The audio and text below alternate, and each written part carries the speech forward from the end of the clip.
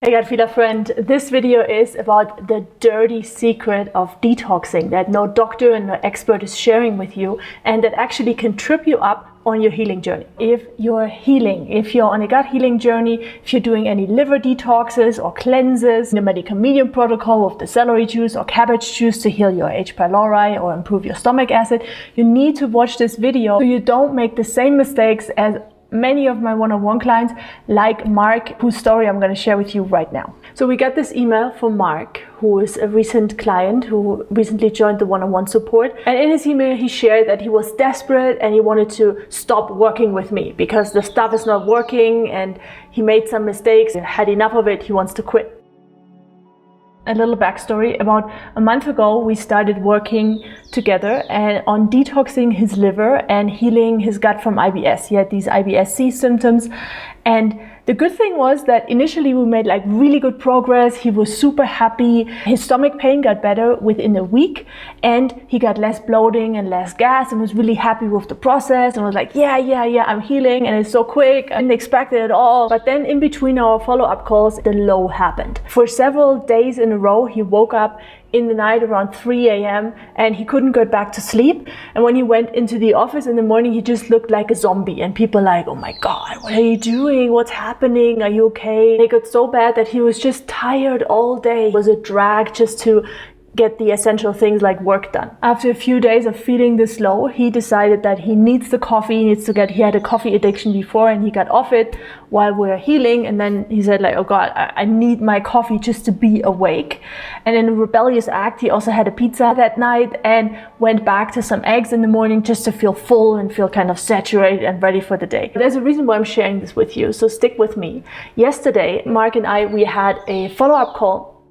And it was very hard for him to talk. He was very emotional, mainly because he felt so ashamed. He felt like it is his fault that he failed. He did something wrong.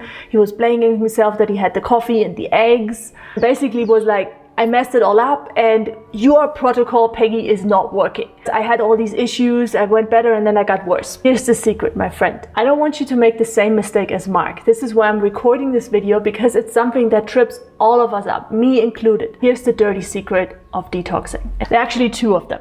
I'll give you the dirtiest one first.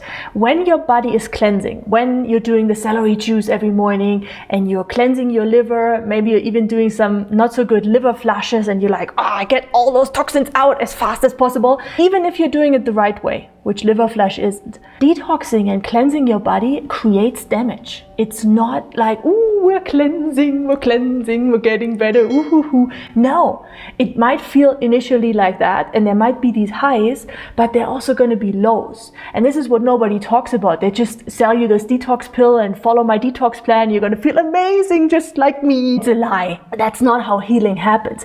Healing happens, and that's the second secret. First secret is cleansing creates damage in your body, mainly because those toxins that are, for example, stored up in your liver, when they get out, they also irritate your body. Yeah, that's why they are stored up. High security vault in your liver, which holds onto these toxins. And when they get out, they just create the same damage as when they got in. It's the same with your fillings in your teeth. If you have any amalgam fillings, like I had, I think like 12. When you get them out, the mercury also gets released and it creates damage. Second secret, write this down or watch this video again or whatever you can do to remember this. Healing is not happening like this. It does never look like a linear line. It looks more like Bitcoin, for example, cryptocurrency or the stock market.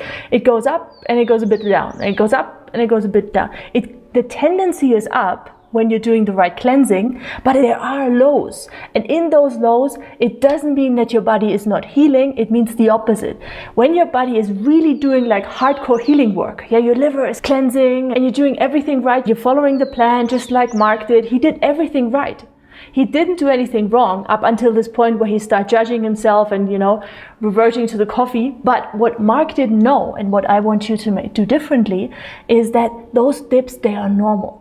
Especially when the liver is releasing those toxins, you might feel low and tired for a few days, maybe even for a week. It actually means that the body is doing its work. It kind of zips you out so it can do the process as most effectively and as fast as possible. I don't want you to just leave you here and then, yeah, what do I do if I have those lows, right? Let's talk about that in the last section of this video. Let's talk about what you can do. I'll just give you a rant. I didn't order this. This is going to be like a little bit of raw stuff video. So take notes if you want, or just let me know in the comments below which of the things that I'm mentioning are resonating with you the most to help in those times when your body's detoxing a lot and you feel so low. Number one, general advice. When it comes to cleansing and detoxing, super important. I'm against all those liver and gallbladder flushes and salt and olive oil and drinking all of that and forcing your liver and bringing even more stress to your liver. Really bad. When it comes to cleansing and detoxing, you might not like this, but it helps. Slow is key. It's the same with diet changes. Yeah? So that's why the gut healing challenge, for example, a stomach healing challenge, it's a gentle progress. It's not like from raw carnivore diet to a fruitarian diet. This is the worst thing you can do for the body. That's not helping. So any changes you do should be incremental. And when you experience, like Mark did, where you wake up in the middle of the night, you can't fall back asleep, or you feel like, oh, my symptoms are kind of stuck, they don't get better, and I'm doing this protocol and why I'm not healing. The most important thing, as I'm like sharing, even in the name of this channel is gut feelings. Your body knows how to heal. It's not that you have to micromanage everything. If you eat eggs one time, then everything you did in the last 2 months is gone. It's not like that. The body is pretty robust. Even if you have all those symptoms, you feel like it's very sensitive, but it actually knows how to heal this thing. What we do is we get out of the way. You are not the boss. Your body is the boss when it comes to healing, and you're kind of learning how to communicate with your body and communicate with your gut feelings. In concrete, this means when you feel tired, I know this kind of sucks and it's kind of not always convenient, especially not for Mark, who goes into the office, who has a full-time job, who has a family to provide for. The only way to support other people, support your family, bring your gifts into the world, then healing and trusting your body needs to be your number one priority for a while. So when you feel tired and you feel like, oh my God, I can't, I need a break, magical solution, take a break. As much as possible, rest in those times. As the body tells you, flatten out, relax, baby, so I can do my job. I can do my healing job. Your body is the boss when it comes to healing. Before we end this video, I want to give you some practical things. Those were more like general approaches, some practical do this things. If you're experiencing healing lows, or if you're on a detoxing journey in general and you're worried that you're not doing it right, one thing you can try, especially for people who have issues that they wake up in the middle of the night and they can't go back to sleep. That's a very common one, by the way, when you're on your detoxing journey. Celery juice. Celery juice before you go to bed. Don't have to clean the juicer again. You can leave it dirty until the morning. So celery juice, 8 ounces, 16 ounces, helps lower inflammation. It's really good for your nervous system. Often when we wake up in the middle of the night, it's because one, there are toxins coming out that inflame the nervous system. Celery juice helps. Second tip is have 1 teaspoon of raw honey before you go to bed, which helps to stabilize your glucose levels. So during the night, you have enough healthy glucose in your system. So your adrenals, for example, don't wake up your body because they are in need for some healthy glucose, or your liver. So celery juice or honey before bed. You can do both as well. Second tip on that note with the celery juice. I got clients or gut feelers who tell me, oh, Peggy, I'm doing 48 ounces of celery juice every morning, but now I have got all these symptoms. I'm like, 48 ounces? Celery juice is really powerful. It's like a medicine. You gotta respect that. So it's not always the more the better. Sometimes, again, coming back to the principle I shared with you before, slow is key.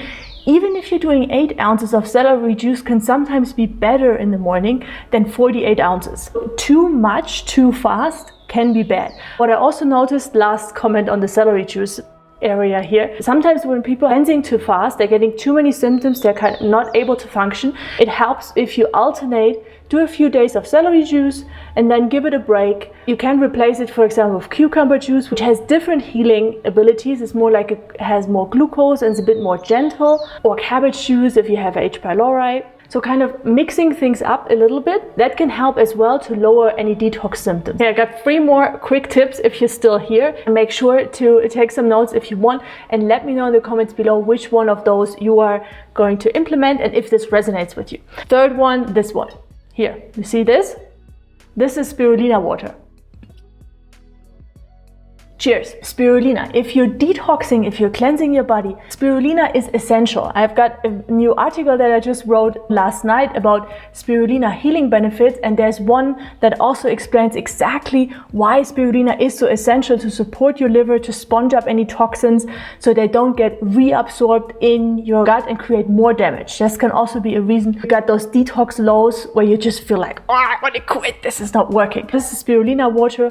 I have like 1 teaspoon in about 300 milliliter or 10 ounces of water, and I drink that in the morning and sometimes even in the afternoon if I need a little energy kick to record a video like this, for example. To support an inflamed nervous system and to just help your nerves relax during the detox time, B12. Liquid B12 with adenosyl and methylcobalamin. Don't take any tablets. It's usually just crap. It's the cheapest form and it's not bioavailable and doesn't help you and just burdens your liver more. If you want to learn more, I've got more videos on B12 up here and also in the description below. And last but not least, before our sacred blessing of your healing journey with my friend Esmeralda, who's flying in just a second, an herb that is very helpful if you have a very sensitive stomach and the nerves in your stomach are irritated is lemon balm. That's an herb you can have as a tea or also as a tincture, and I recommend that 1 hour before you go to bed to help the liver and help the nervous system relax and calm down and make your healing journey more easy. This is probably the most important of all the things that I mentioned. Being compassionate with yourself. It was very hard for Mark and it was very hard for me and for a lot of my clients to trust the process, to trust your body, but also to be like, hey, I'm doing everything okay. It's not my fault. I'm not doing anything wrong. I haven't messed the process up. It's okay. I'm human and I'm healing and I'm in 100%, and that's enough. Important. Let's bring in my friend Esmeralda for your final healing blessing. Is healing possible, Esmeralda? Your turn.